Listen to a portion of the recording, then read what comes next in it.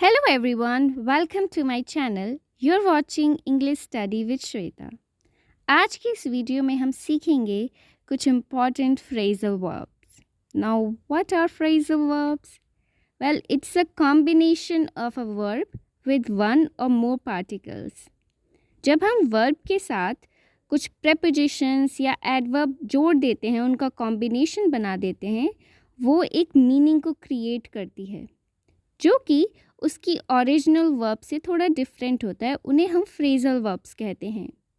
ये combinations English में बहुत कॉमन है, खासकर इनफॉर्मल कॉन्टेक्स्ट में. नेटिव इंग्लिश स्पीकर्स जो होते हैं वो फ्रेजल वर्ब का यूज़ फ्रीक्वेंटली करते हैं, चाहे बोलते समय या फिर लिखते समय, और खासकर इनफॉर्मल सेटिंग्स में.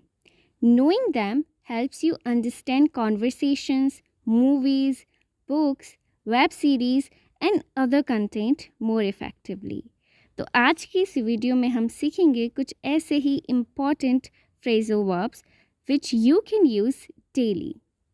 हमारी सबसे पहली फ्रेजल वर्ब है ब्रिंग अप. ब्रिंग अप इसका मतलब होता है टू मेंशन और रेज अ टॉपिक, यानी किसी टॉपिक का जिक्र करना. फॉर एग्जाम्पल, उसने बैठक के दौरान यह मुद्दा उठाया. She brought up the issue during the meeting. Brought up ये bring up की सेकेंड फॉर्म है. ओके, इसका मतलब है किसी मुद्दे को उठाना या किसी मुद्दे का जिक्र करना. To mention or raise a topic. Then we have call off. Call off इसका मतलब होता है to cancel, किसी चीज़ को रद्द कर देना, कैंसिल कर देना. इसे हम call off कहते हैं. फॉर एग्जाम्पल, उन्होंने बारिश के कारण मैच रद्द कर दिया, यानी मैच को कैंसिल कर दिया. तो कैंसिल कहने की बजाय आप कॉल ऑफ का यूज़ करेंगे.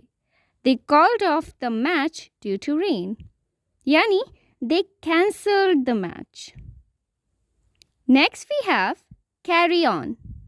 Carry on it means to continue, जारी रखना किसी चीज़ को.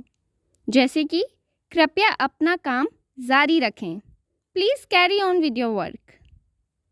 Please carry on with your work. बजाय कहने के please continue your work, you can use this phrasal verb, carry on. Next we have come across. Come across. It's mean to find something by chance. जब हमें अचानक by chance कोई चीज़ मिल जाए, alright, हम उसे ढूंढ ना रहे हों लेकिन वो by chance मिल जाए तो हम उसे कम अक्रॉस कहते हैं. फॉर एग्ज़ाम्पल, मुझे अटारी में एक पुराना फ़ोटो एल्बम मिला. अब इसका मतलब है कि मैं फ़ोटो एल्बम ढूंढ नहीं रहा था, बट बाय चांस मुझे मिल गया. ऑलराइट, तो इसे हम कहेंगे I came across an old photo album in the attic. I came across an old photo album in the attic. Come across यानी to find something by chance. Fall apart. Fall apart. It means to break into pieces, यानी टूट जाना, टुकड़ों में या बिखर जाना. इसे हम fall apart कहते हैं. For example, मेज इतनी पुरानी है कि वह टूट रही है. The table is so old that it's falling apart.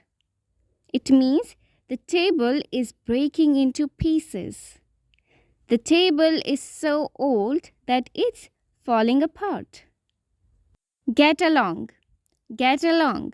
It means to have a good relationship.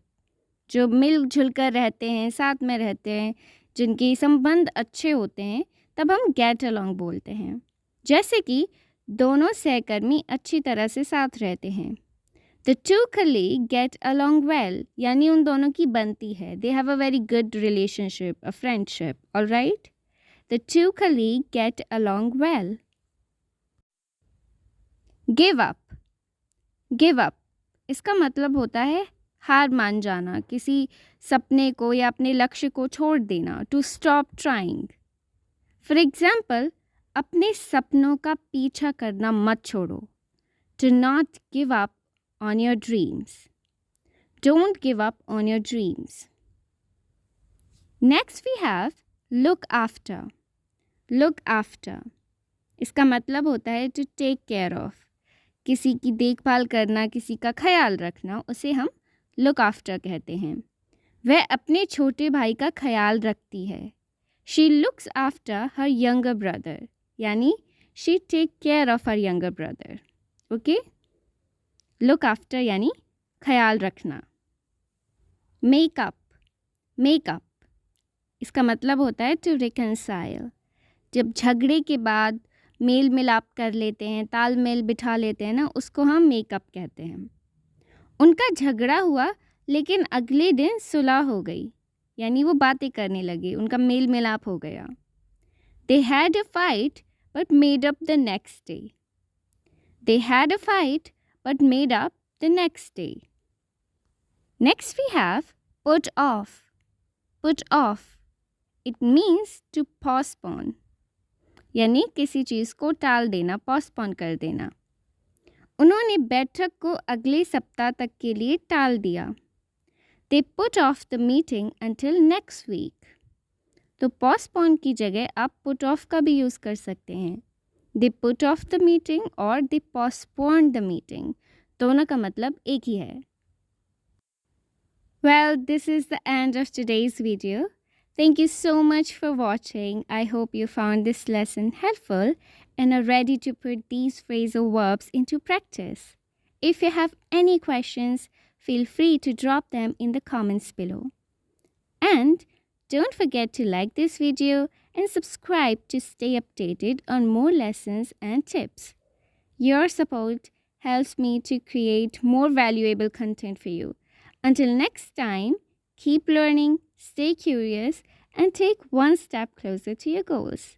See you soon.